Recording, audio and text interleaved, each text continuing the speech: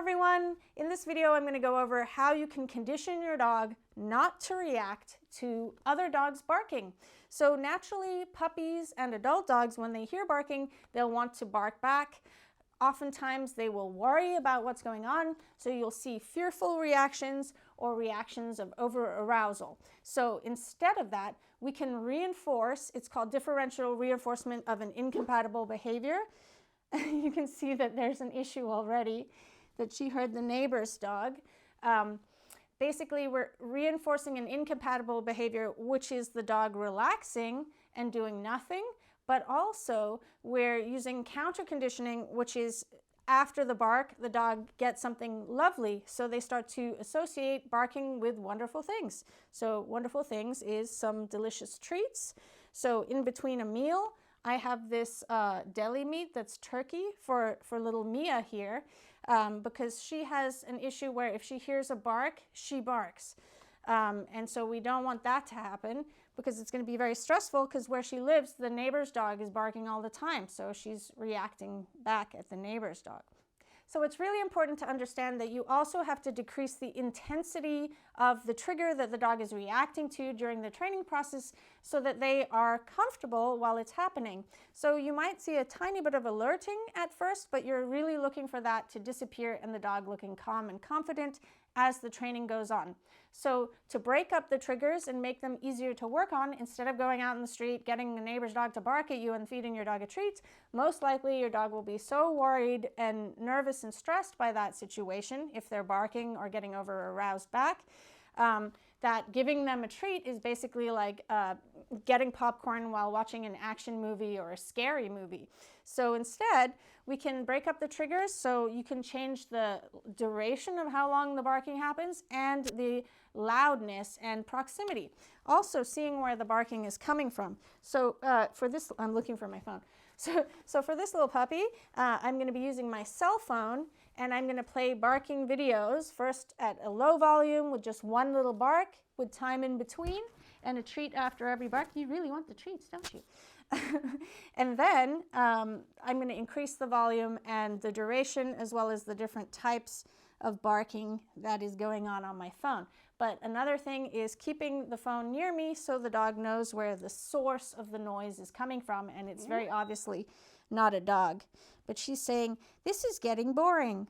And she's a really awesome puppy, because at first she thought about escaping and doing her own thing, and then she's like, I guess I can just lay here while this woman talks.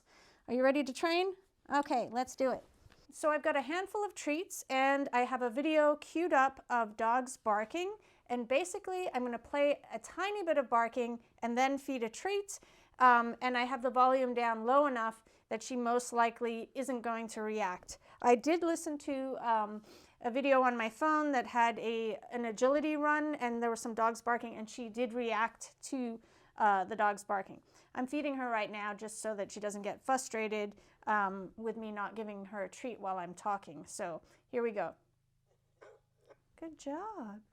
So you can either just play the sound, feed a treat, or you can use a marker like good, and then move slowly to feed a treat if you like. But because it's a noise, you're just conditioning the dog to relax and do whatever they're doing when they hear the noise. So you want to make sure your dog isn't looking really fearful, but initially when you first start, they might look a little alert.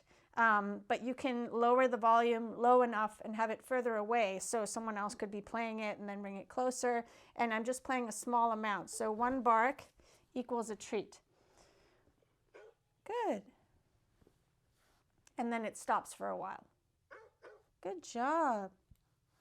I don't know if you can hear it through my microphone. Good job. So I just found a video on YouTube by searching barking dogs.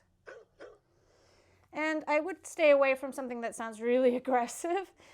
So this is like a whole mix of different barks. So this is a little yapper. Good job. Good.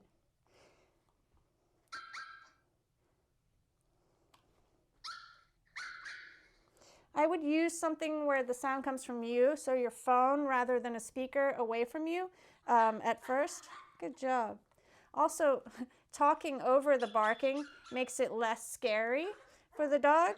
If it's just quiet, and there's suddenly a noise, that can be more startling. So you can use your voice if you're just talking at first and then they hear the bark, good, and feed a treat, to quiet. So these are all ways to break it up so the dog isn't reacting initially. So when the dog is doing really well, you can up the volume and the duration and play the sounds randomly during the day, feed a treat. It's going to take quite a few training sessions to condition your dog to not bark when they hear the bark.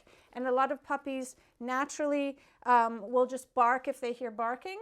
And sometimes they don't do that up until 16 weeks of age. And at first, they're just acting a little scared every time they hear barking. And then around 16 weeks of age, that's when they start barking back. So if you notice that your puppy is alerting to barking, I would feed a treat, or at least say, yay, that's the neighbor, or something like that, so that you don't end up with, at 16 weeks, it turning into barking. Look, there's one right there. Did you get it? Here we go.